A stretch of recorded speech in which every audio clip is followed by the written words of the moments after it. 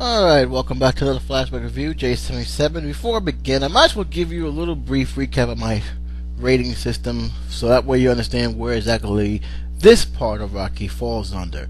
Anything that is 0 to 2 stars is the low grade, with 0 being pretty much unforgivable, half a star being this terrible, 1 star being awful, 1/2 being bad, 2 stars being fair. Then you have the 2.5 stars, which is not bad. Could have been better. You have the 3, which is good. 3.5, which is great. 4, excellent. I don't do the 5-star system because I don't think it's necessary. I think I'm a conservative when it comes to my star rating system, and I believe that 1 to 4, including the half a stars, is pretty much a legitimate rating system, at least in my standards. So where do Rocky 5 falls into this? If you think that I put Rocky 5 as a 0 star, that is not the case. In fact, there is very few films between the 0 and the 4 that gets that rating. You have to do something you have to really piss me off to get a 0 star. And there are some films that are on there, but it's very few, because even the bad films, even the film that makes my worst list, at least there's something there. There's something that is actually salvageable. If you are a 0-star movie, there's a chances are you're either number 1 in my worst film list, or you're at least in the top 5. There's no way you're gonna be in the upper 10s. It's not gonna happen. 4 stars. It really depends how great the film was, how perfect. I can't say perfect, but how magnificent the performance is, and just how much I was really blown away by the film in general. So we can safely say that Rocky 5 is not in the 4-star category. Is it in the 1/2 star rating? No. Is it a 1-star rating? No. Is it 1.5? No. So you're saying, okay, I thought it was pretty fair. I thought it was a 2-star rating. Actually, no. It is in the not bad, could have been better category. It is actually have been, and pretty much have not been moved from the spot since then, a 2.5 star film for me. Now, I know what a lot of people are saying, how can this be a 2.5 star for you, when this is considered by many fans the worst of the Rocky series? Well, here's the thing. I never thought it was a terrible movie. I thought it was a disappointing film, a film that could have been much better. Half the script been polished, half the script been rewritten a little bit, and half the script stayed within the continuity. In fact, let me just go on and say this, I wish it didn't stay in the continuity, because for that one reason, and one reason only, it became a distraction. Rocky 5 takes place right after Rocky 4, and those who have watched that film when it came out was getting ramped up by all the Rocky marathon that was coming out. If you bought the cassette, the Rocky collection, it had the promotion for Rocky 5, and you realize, okay, we're gonna see one more Rocky film. This is the last one. I saw the poster with him, with his hands in the air. It really got people pumped up. However, they did 2 things wrong in the advertisement. Already, when you saw that trailer, you know this was not going to be in the boxing ring. You know this was going to be a street fight, and that was mistake number 1. Many people talked about that to the endless degree, said, how can they put Rocky in the streets? That's not what Rocky Balboa is. 2, out of all of the Rocky soundtracks, and let me tell you something, there's only one true soundtrack that actually is considered a legitimate soundtrack. The original Rocky, Eye of the Tiger, by itself, and the Rocky 4 soundtrack in general, because Rocky 4 soundtrack was a full soundtrack that had a lot of good rock and roll, including the new Rocky montages that, it was okay. This one was the worst. They tried to mix hip-hop, bad hip-hop, for that matter. I liked the new remix that they did with Take It Back, which was done by Frank Stallone, but overall, it was not something that I come out and ran to go to the store for to get. In fact, no less than a month. This is actually a true story here. No less than a month after the soundtrack was released, it was discontinued, and it only recently resurfaced in the 20-year anniversary, which is kind of weird. Hard to believe it's actually been that long between that film. And 3, the continuity with his son.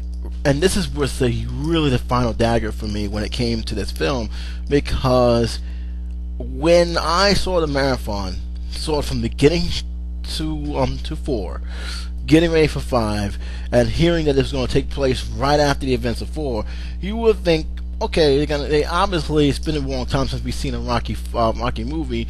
They probably recast the kid the same age as the kid who played his son the last time. Nope, it was played by his teenage son, his real life son, Stage Stallone, the late Stage Stallone. And when I saw him, I said, what just happened? I mean, I don't remember him being a teenager. Wait a minute, did they just mess up the age here?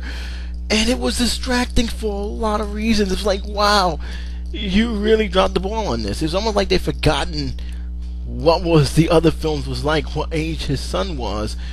And it was just so hard to follow from this film. I had to watch this film twice just to give it an actual fair review. And even then, it was very difficult, because you coming in, you already know how the story is from each of the segments, and here comes 5, supposed to be followed 4, and here you got his son, who should be no more than 1 year older than what he is. He was 5 years old, and yet now we have a 13-year-old just like that. And it was just like, come on now, Sylvester Stallone, you know this is not what people remember your son as. I mean, come on. But nevertheless, the movie moved on. The movie moves forward, and I'll say this before I begin my actual thoughts and my feelings toward this film. When I asked a lot of people why they hated this film, I got the feeling that a lot of the Rocky fans, the diehard fans, have actually hated this for the wrong reasons. Because almost anonymously, everybody hated this movie for the simple fact is there was no boxing ring in it. And I was thinking about that. Is that the only reason why you should hate a film? Is that the only reason why this film should be ridiculed, even by Sylvester Stallone? Was that the reason why people just stood away? Because the trailer actually gave away the fact that this was not going to be in the boxing ring. Even the poster gave away the fact that this is going to be in the streets back in Philadelphia. Was that the reason to actually basically disown this film as part of the Rocky franchise? The answer is no. My disappointment comes pretty much as the story structure. Every Rocky film from 1 to 4 had a theme. Each one of them had a message. They had something to tell the audience. With Rocky, it was a love story, but it was also about him knowing he was no match for Apollo, but wanted to achieve one thing. He wanted to go the distance. The rematch is about proving himself, the aftermath of what has happened to him, and proving that he can go one-on-one, toe-to-toe with Apollo Creed. Apollo Creed needed to prove to himself, more so than the crowd, that he is better than Rocky. It was pretty much like redemption to both fighters, and both fighters left it all in the ring. And you saw right there, doubts as well as support was also part of that big theme. Rocky 2. Rocky 3 was, here comes Rocky, he's in over his head, he's forgotten what made him the champion, and now, especially after the death of Mickey, after him losing that thrill, losing that drive that made him a champion, Apollo Creed, who was once his greatest rival, is the same person who reminded him, this is how you do it. The Eye of Tiger, you need to get that flair, you need to get that passion back, which he did. Rocky 4 was about revenge, forgiveness, in many ways, because he came into a hostile environment. Especially his anger for the death of Apollo Creed was pretty much evidence. There was no strategy, there was nothing there. It was just him beating up on him, and him looking him straight in the eye and actually saying, can you actually take me down? In the end, it was about change. He realized that not everybody remains hateful and spiteful, despite what a lot of people may think. As he continued to prove himself, so was the crowd. The crowd started cheering him, because here's a guy who is leaving it on the table, giving all he's got, getting knocked down, getting up, and in the thing, he realized that the people who he thought was enemies are just like him. It's just like him. And as he said, like he said, if I can change, you can change, everybody can change. Yes, it was a propaganda film, but at least had a message to be said. I honestly don't know the message of 5. I cannot tell you, other than the fact of what was going on between his protege, which is Tommy Gunn, played by Tommy Morrison. The fact that he has ignored his son to pay attention to this fighter, and the fact is that you had a crooked Don King, and I'm just going to call him Don King because that's exactly who he betrayed in this movie, Don King. And that was the whole thing. It was all over the place. I don't know if any message got across in this whole entire film. I don't know if anything has actually been said. There was really no montage. It didn't really feel like a Rocky film. For the simple fact is, there was really no strong message that I can actually grab onto. It's just one of those movies. Yet, I still found some entertainment value to it. Like, for instance, when Rocky and his son was together and having a conversation, I felt that was genuine. When Rocky was betrayed, and that's the best way I can say it, from Tommy Gunn, you can still see that he still had love for the kid. He really had respect for him.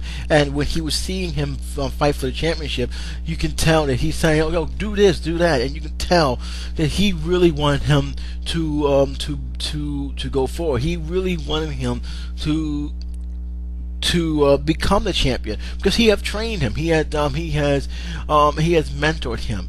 The problem with Gunn is that he really never really fully understood the what it takes and the sacrifice it was being a champion. He let the fame do the talking, and that's why when you have Don King is a vulture, and I think he's an over-the-top character, but I really like this character because it shows just how much he would take to get people on his web. Perfect example, when Rocky came back, what was the first thing you see? You see him issuing challenge to Rocky. Rocky just came back from one of the grueling fights. Again, he's retiring, but this time he has to stay retired for a lot of reasons. Let's just first get on to the first factor here. Rocky lost everything. Paulie did something, bad investment. A lot of stuff happened between Mickey, and he just lost everything. So he's being pushed back into the slums. They're telling him that he can get it back if he does a few more fights. But he finds out he has a serious brain injury that if he goes back into the ring, 2 things can happen. It can make him invincible or can kill him. And this is something, before I move forward, is one of the things that Sylvester Stallone was actually contemplating on, killing off Rocky Balboa. And I was wondering about that, and I know the critics have really actually debated about it, whether or not that was actually a good move, of whether or not he should have stayed with the original script. I know Cisco and Ebert had this conversation because they was kind of split. I think that Gene Siskel gave it a thumbs up, Roger Ebert gave it a thumbs down, but they both didn't have a disdain for the film. Both had legitimate reasons why they gave thumbs up and thumbs down, and it has to do with the theme. It was just it was not stable. But they always said that this film, otherwise they can understand where Sylvester Stallone was trying to come at. And what was he trying to come at? He was trying to take it back. He wanted to take it back towards the first film. And unfortunately, it wasn't a polished script. And didn't have that focus as the first film did. Otherwise, I think it would have probably worked. I kind of wish he didn't do the one thing here. I kind of wish he didn't make a connection between 4. I kind of wish he actually said, okay, this is 4 years later after the events of 4, and we've seen him struggle a little bit. His mind is not exactly there, because you saw what Rocky was going for. You saw that he was pretty much out of it, and his wife was concerned. His son was even concerned because he really was out of it. The way he was, and especially with what the migraines he was going through, and seeing this character go through that, especially after going through a lot of wars, it's kind of painful, but it's a harsh reality of this. His body it's only so much his body can take before finally it starts to catch up with him, and you finally see the hitting in the head, the grueling punches he was taking in the body. It started to take its toll, and that was the main thing that I was actually glad to explore. Many people have come out and said that even with those beatings, he probably would have still been able to fight. It would just be known as major concussions. I'm not buying that for a second. The man barely blocked those punches. His head became a punching bag. You honestly think that there will be some serious repercussions after that? I seriously doubt. I don't care what the medicine guy says. The man is lucky to be alive after a couple of fights, 3 and 4 especially. But in this case, this is the problem here. He can't go back. He can't fight again, and so we're seeing him readapt. And we're seeing him go to the phase of trying to figure out what he's going to do next. He's broke now. He don't have the money. All that is gone. What is he going to do? Well, the first thing he did was reminisce on Mickey. And there's a scene. This is the last scene, I believe, before he died. I'm pretty sure of it. Burgess Meredith giving him the chain. Now, me and you should know that we don't remember this in any of the Rocky films, but it's a good moment, and it also says how much love he still had for Mick, how much he still missed this man. And he played a very important part in the flashbacks in the very last scene, which is the street fight scene. And so, after getting himself together, after, having that flashback, he decided to carry on the legacy, train some new generation of fighters. However, we got this Don King guy who's trying to get him back in the ring, trying to persuade him to get back in the ring. And he's doing this for Adrian, telling Adrian, you see the parade, he's going to be a hero, all sorts of nonsense, when in reality he just wanted to make a quick payday, and he's looking at Rocky to be the fortune thing. Rocky never bite, and as a result we get the other half of the film, which is him in relation with Tommy Gunn, and how is this taking its toll with his child, which is getting jealous and getting a little angry, because rightfully so, because hey, I'm your son and you're not even hanging with me. It also doesn't help the fact that he's being bullied in school to the point where now he has to train himself with people in the gym, and it's actually that's the montage I think a lot of people had a problem with. This is not the same montage that we aren't so used to seeing. In fact, in the top Rocky montages, they don't even mention 5. But it is something very interesting to see how he will deal with this. And the result was a mixed bag for me. On the one hand, you want him to defend himself, and he did. He got his coat back. But then after a while, it's like, son, you did great. So basically, the story you're trying to tell me is that you're fighting, you're going to gain respect, and that's it. I mean, I kind of think he did a little bit of mixed bag with that one. And the fact is, he actually hang out with the same people who fought with him. I ain't hanging out with you, bro.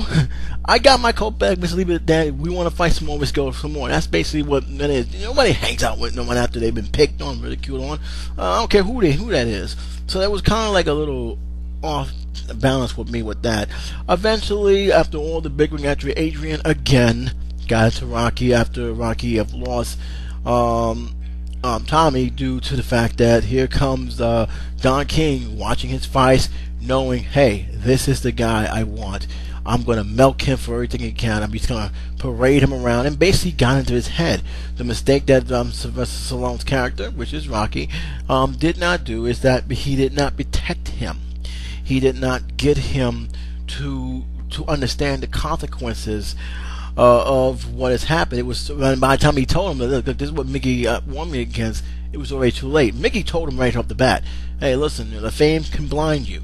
The fame can get you. Even with that situation, you could tell every now and then he's drift, but Mickey was still always the one that kept him in check until Apollo Creed actually kept him in check, and that's what made him such a great fighter. Here, he never really explained that early on, and the money and the fame and the fact he couldn't wait actually got to Tommy. In the end, he did become champion, but there was this one problem. People got wind of what actually happened. People didn't like the fact that he turned his back on Rocky. People still love Rocky. The media still loves Rocky, and basically saying, you can't beat Rocky because you're a bum. It makes me what they said. He's mad, and now now he's put in a position, thanks to his promoters, that he needs to challenge Rocky. Well, guess what? Rocky's not taking that challenge because, one, he can't do it anymore, and two, he knows what the promoter's doing. The promoter knows. He knows that the promoter don't care. In that scene, which is a very good scene, I actually like the scene. He's telling him, "Look, I don't have no beef with you, man. I'm proud of you. I want you to do good things." But here's the thing: he sees Rocky as the one who's holding him back, trying to use him, even though technically he left for the money. He left for that promoter. Rocky didn't hold him back. He left, but there is a jealousy. There is a thing that in his mind, he feels that the only way I can truly get respect is being the man who actually made me who I am. And Rocky's not giving it to him. He was like, he was going to walk away, and it looks like he was going to leave him alone. And here comes Paulie. Oh, I love this character. I really do. I actually love this character. This is a character you cannot hate. Burt Young plays him very, very well. And I'm looking at this when he's saying you're full of garbage. He's trying to help him, and then Rocky's trying to say, come on, just don't leave it alone. He's still talking. I'm like, Paulie, please shut the hell up. But he just can't help himself. This is what makes Paulie. He gets hit, and I'm going to tell you right now, and I think Spoonie and Brad Jones, who did their special marathon interview of the Rocky series, said it, not in the cough, hit it right there. When he got hit, that's when the anger came out of Rocky. I said, oh man, now he's mad because that's his boy. Nobody, and this is such an honest truth. I love the relationship between him and Paulie. They love each other. They can get on each other's nerves. They can fight to the end of time. But there's no question the love they have for each other is unconditional. They really did a great job throughout this whole series, and even in 6, how their relationship is. It's pretty much like they're like brothers. They fight with each other, but they love each other, and they ain't gonna let none of that stuff happen to each other. They seem to always have their back, and the only time when they can get on each other's nerves is when they get on each other's nerves. When he saw Paulie got hit, that's when he said, okay, we don't need the ring. We're going to do this outside. And we got one of the craziest, over-the-top, but real entertaining street fight I have ever seen. I'm going to tell you right now, if you paid attention to the fight scene, because I've seen this a whole lot of times, and I always find something new about it, Paulie is in two places almost at the same time. You ever know how they always make those continuity errors? How they, 1 minute you see Paulie holding his son back. His son is like, telling him, go get him. He took my room. Go get him. And next thing you know, he's standing with the rest of the crowd. His Rocky's son is nowhere to be found. I'm like, wow. I guess they did 3 takes of this because he is not there. But it's fun, and I think that this is the only theme. I'd keep it up. It's a theme, but it's in the Rocky theme, like you normally hear every time when he's getting ready to do something. That was the scene. That was the score I actually like more, and unfortunately, it's not in the soundtrack. The Keep It Up soundtrack is there, but the theme where he's fighting the street is not. And I think someone on YouTube have readjusted it. Thank you, but I think they took it down after about a few weeks. But it was always that one scene that actually was fun and entertaining, and that would actually kept it from going a little bit under in many ways. Also, the fact is, I did like the relationship that Stallone and Sylvester Stallone has. It's not that easy to do when you have a father and son, acting in the same film, and everybody said, "Oh, that should be natural. They live together." That's not always the case, and if you want any example, look at After Earth. That's all I'm going to say. That's all I'm going to say. Just look at After Earth. That's all. That's all I'm going to say. But in this movie, I like it. I thought those are the things that I actually like. I thought that the person who played the movie version of Don King did a great job of that. I really did like how he portrayed a corrupt, sleazy promoter. I really did. And I think they nailed Don King's character very much, because Don King is He's a genius in one way, but he's also very sleazy in others when it came to promoting his fights. But you can't knock the guy. He was smart. I mean, Don King was, and the guy who played it right down to the ladder. Again, I kind of wish this film was more structured. I really did. Because I saw what he was trying to do, and it's sad that he is even himself as writing this film off as a film that doesn't exist. But again, I don't knock this film. It never made my worst film list. It never did. It was one of those films that is just, when you sit down, when the film starts, it's very hard to keep your interest in the very beginning of this film. But once the film starts to go along, you start to get more and more interesting, and that's when it really started to stay focused on what it really wanted to do. And unfortunately, it was already too late to give it a great review, a good review even. But I actually felt that there were a lot of things, the father and son, the Tommy Moore situation where he was jealous of Rocky, but at the same time he needed Rocky to help him out, and how he betrayed him. I thought that was handled well. I thought the ending scene handled well. Again, would I have seen would it have been better if Rocky died in this film? This would have been the last one with no hopes of the next film I'm going to review. I honestly don't know. I never really thought about it, and to be truthful, it's one of those things I'm kind of glad it did, because it gave Sylvester Stallone to direct a true ending to that film. Now, as for Tommy Morris's performance, and this is where it really was a downside, he's not a character that I consider a very memorable one. He's not exactly, it's not his fault. He's not really an actor. He actually was a boxer. But and like I said, Sylvester Stallone seems for the last few years, especially the last film he did, he seems to want to put actual boxers in films. Sometimes they translate well, sometimes it don't. And this one, it didn't really do too well in terms of what he was trying to do. I kind of wish it did, but this performance was forgettable. It really was. Of course, this film was nominated for a lot of Razzies, as you can imagine. Some I don't think it deserves. I didn't think that Rocky V deserved that. It wasn't as much as 4, I can tell you that, but it still had some Razzies nominations. The film was a huge disappointment in the box office, as you can tell. And again, the marketing was just, somebody dropped the ball. If you want to do a trailer, please don't give too much information, because that really hurt. It wasn't the fact of the film. People just stopped seeing, because they already know what was going to happen. People I don't even want to see Rocky in the street. They want to see him in the ring. And that really hurt them, because the minute they said my ring is outside, they said no, outside is the streets, man. This ain't a street fight. Hulk Hogan almost. Someone said, "Damn, I got WrestleMania 30 in my head." Rocky is not a street fighter, even though they're trying to say he's a street fighter. He's not a street fighter. He's always was in the ring, and people who saw all the Rocky films know that. And unfortunately, there was a bad marketing on his part. But again, I don't consider it to be the worst. It's not a good film. To me, it's disappointing in many ways, but it had some elements that I still felt that worked in this film. So, on a scale of 1 to 4, it gets a 2.5. It's had been a 2.5 for a long time. But again, I can understand why you guys may not like it. So, as usual, if you agree, disagree, put it in the comment section. Until then, J77 saying take care, be safe. I'll talk to you soon.